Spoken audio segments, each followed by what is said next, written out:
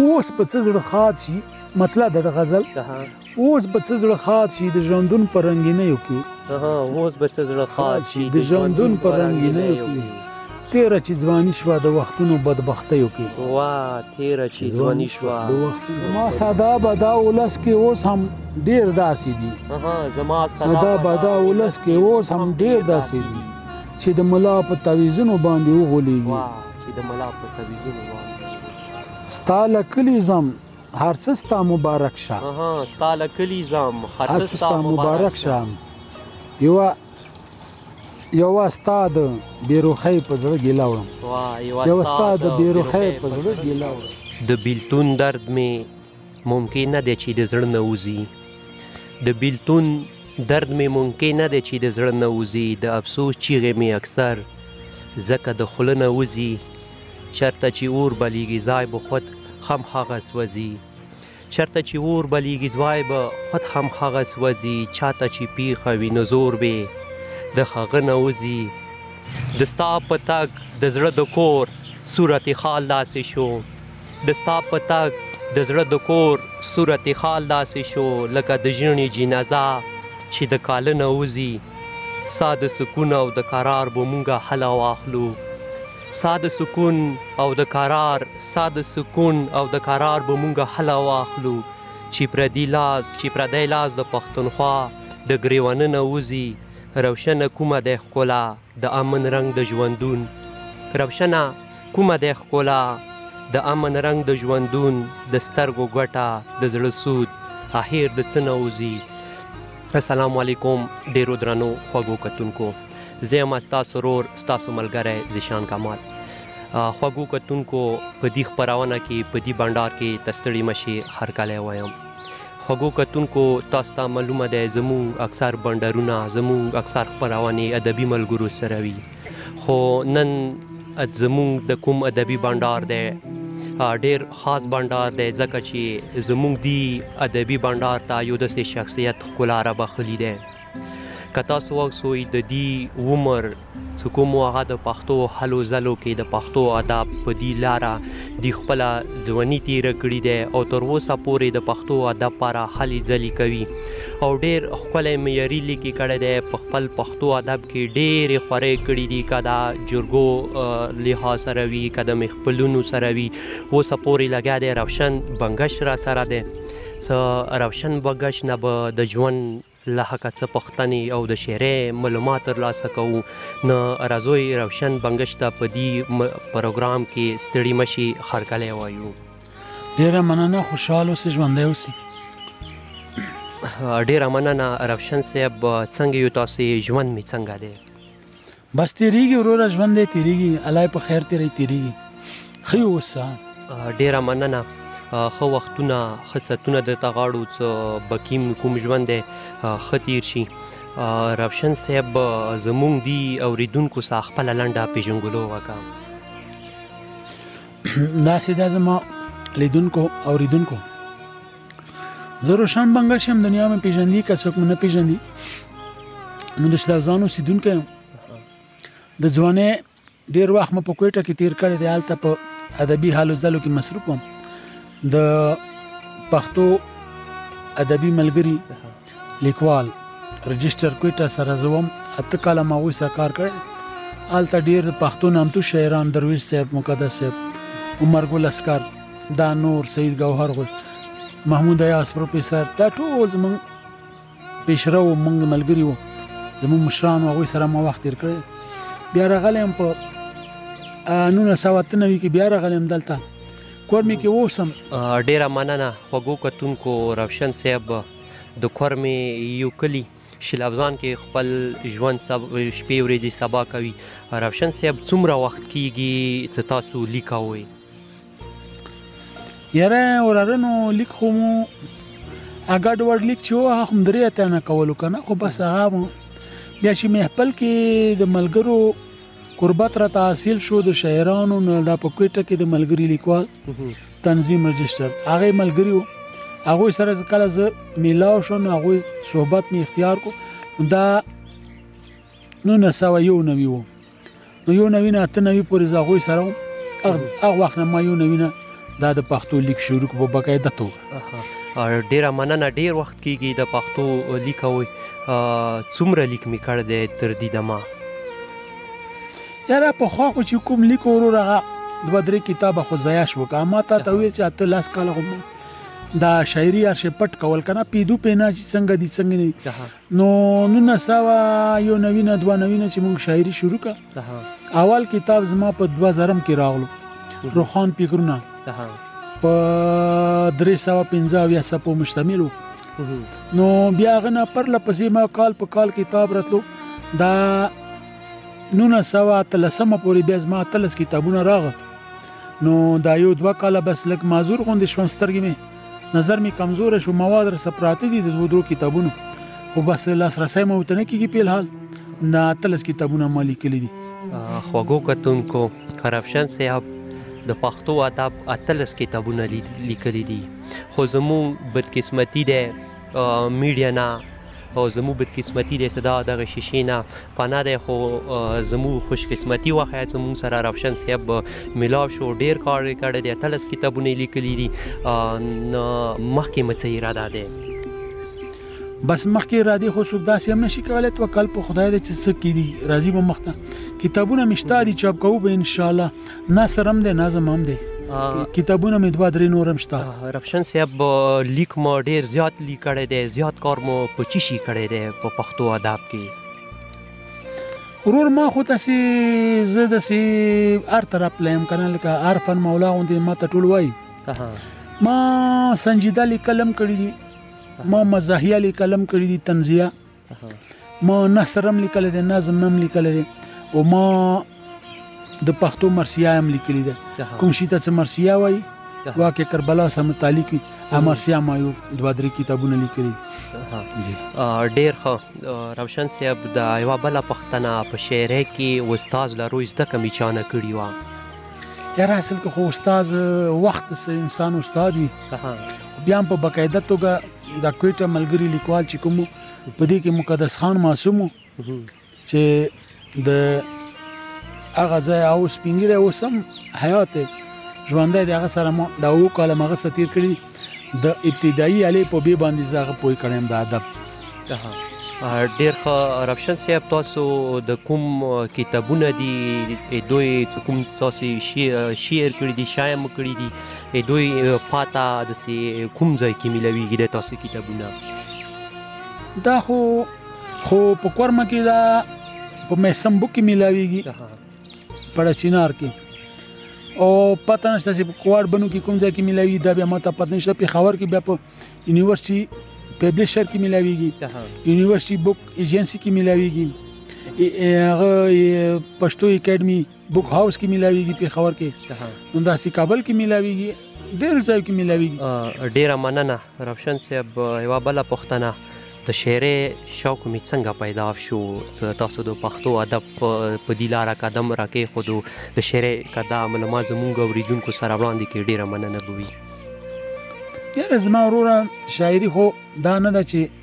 لا په پلار ته میراث کې میلاویږي، یا استادي غواړي، یا ټګي غواړي، یا برګي غواړي. شاعري وات یاد د رب دا په چا باندې نازلیږي، دا الهامونه دي، دا نازلیږي. بس وخت یې په اصلاح وکړي او تاسو کو د شوق مې وړکتوب نه و. ما په چې سبق ویله، سبق کې به چې کومه جمله د شعر راغله، هغه ما ډېره په شوق لوسته، که د اردو وه، که د پښتو وه، که پارسي وه، ما به لوسته، ما ته به یې خوند راکوم. نو هغه زمانونه مونږ شوق پیدا شو، بیا خپله شاعران شو، بیا مې پټه شاعري کوله، بیا څرګنده شوه، بیا دغه ځای ته راورسېدو، بیا 200 کتابونو ته ورسېدو. مننه خوږو کتونکو، دا مونږ سره رفشن بنګش چې تاسو یې خبرې واورېدې. نو رزو روشن بنګش نه مسلسل د خپلې خوښې څو غزلې واورو. روشن صاحب که تاسو اجازت وي مو سره مسلسل د خپلې خوښې څه شعرونه غزلې وړاندې کړم. زړه ته یې نه ګوري، مخونو باندې وغولېږي. زړه ته یې نه ګوري، مخونو باندې وغولېږي، د کاغذونو په ګلونو باندې وغولېږي. زړه ته یې نه ګوري، مخونو باندې وغولېږي، د کاغذونو په ګلونو باندې اوري. زما ساده بادا ولس کې اوس هم ډېر داسې دي، زما ساده بادا ولس کې اوس هم ډېر داسې دي، چې د ملا په تعویذونو باندې وغولېږي چې د ملا په تعویذونو باندې وغولېږي دوی ظاهر بینې د کردار حقیقت څه پیژني دوی ظاهر بینې د کردار حقیقت څه پیژندي تش د ګفتار په تقریرونو باندې وغولېږي تقریرونو باندې وغولېږي چای د کړي پلټنه د سوچاو کوټه چای د کړي پلټنه د سوچاو کوټه خوند پسینه زی پرنګونو باندې وغولېږي خوند پسینه زی پرنګونو باندې وغولېږي توپان د صبر کړي داړې واړې دنګې ماڼې توپان د صبر کړي دنګې واړې دنګې ماڼې خبر ابس په دیوالونو باندې وغولېږي په دیوالونو باندې وغولېږي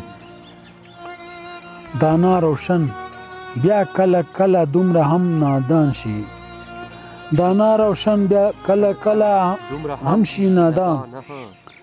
چې د ښایسته او په لوظونو باندې وغولېږي په لوظونو بل غزل څو شعرونه دي رومانوي به وي د جانان حضور تلو یا حوصله وړم حضور تلو یا حوصله وړم تش لاس نظم ځان سره دغه وسله وړم تش لاس نظم ځان سره دغه وسله وړم چې سرباز یم د توکل پل می محکم دی سرباز یم د توکل پل می محکم دی د حارب نه په میدان مقابله وړم د حارب نه په میدان مقابله وړم چې شاعر یم ځکه زړه باندې ژوره شاعر یم ځکه زړه باندې ژوره خپل ولس ته پیښه هره کشاله وړم ځکه زړه باندې ژوره خپل ولس ته پیښه هغه کشاله وړم ستا له کلي ځم هر څه ستا مبارک شه ستا له کلي ځم هر څه ستا مبارک شه یوه ستا د بېروخۍ په زړه ګیله وړم یوه ستا د بېروخۍ په زړه ګیله وړم چې دا ستا مهرباني نه وي نو پړ یم چې دا ستا مهرباني نه وي نو پړ یم بلکې هر یو عدالت ته فیصله وړم بلکې هر یو عدالت ته فیصله وړم یقیني دی چې سر خرو یم مافیها کې یقیني دی چې سر خرو یم مافیها کې چې روشن د یار د ذکر وسیله وړم د یار د ذکر یوازې نه وم ما لرله بدرګه په لاره یوازې نه وم ما لرله بدرګه په لاره چې د یادونو حوصله و را سره په لاره چې د یادونو حوصله را سره په لاره د خدای توکل د مور دعا ځان سره واخله چې ځې د خدای توکل د مور دعا ځان سره واخله چې ځې ګنې پیښېږي ارومرو یوه نه یوه په لاره ګنې پیښېږي ارومرو یوه نه یوه په لاره شاته مې وکتل نو مله راپسې یو هم نه و شاته مې وکتل نو مله راپسې یو هم نه و هم وړاندینۍ راته نه وه نیوه خپه په لاره راته نه وه نیوه خپه په لاره د ژوند په خوند چې پوهېدم ورځ د ځواني تېره وه د ژوند په خوند چې پوهېدم ورځ د ځواني تېره وه اوس راته مخته دا پرتا د عمر شپه په لاره مخته دا پرتا د عمر شپه په لاره اوس کورنیوال ادب میندې پرانا ډاډه ځي اوس کورنیوال ادب میندې پرانا ډاډه ځي روشن د ایخي د سخن بل ډیوا په لاره روشن د ایخي بل ډیوا په لاره غږیږي می قرار یو ساز په زړه کې پټ غږیږي می قرار یو ساز په زړه کې پټ مسرور می ساتي دغه یو आवाज په زړه کې پټ مسرور می ساتي دغه یو आवाज په زړه کې پټ خارشي او شورشي اخر هم په سیر د مشک او شورشي اخر هم په سیر د مشک ساتل نشي هرگز د مینې راز په زړه کې پټ هرگز نشي ساتي د مینې راز په زړه کې پټ په چارو د الفت کې چې میشي د لارې خند په چارو د الفت کې می چې شي د لارې خند ډېر بد را باندې لګي یو غماس په زړه کې پټ ډېر بد را باندې لګي یو غماس په زړه کې پټ ولاړ د حق حیران او پریشان زیړه ګناه ولاړ د حق حیران او پریشان زیړه ګناه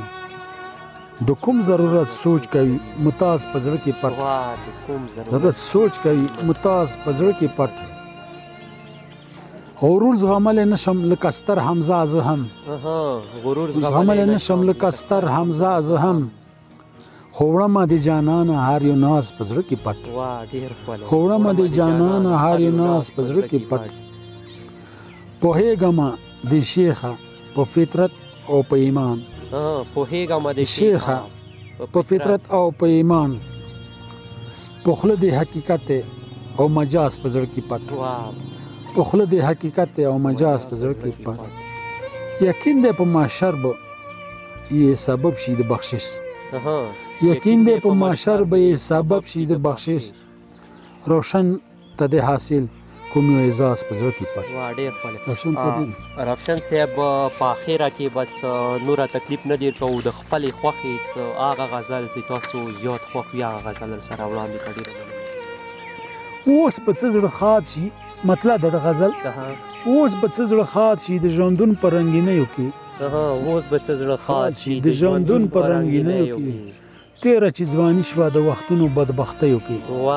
تیره چې ځواني شوه د وختونو بدبختیو ډېر ښکلی شعر کومې چې لري هغه به سل په لالي پورې کي کومې چې لري هغه به سل په لالي پورې کي مونږ یې وهم نه لرو چې وري کو بنګړیو کې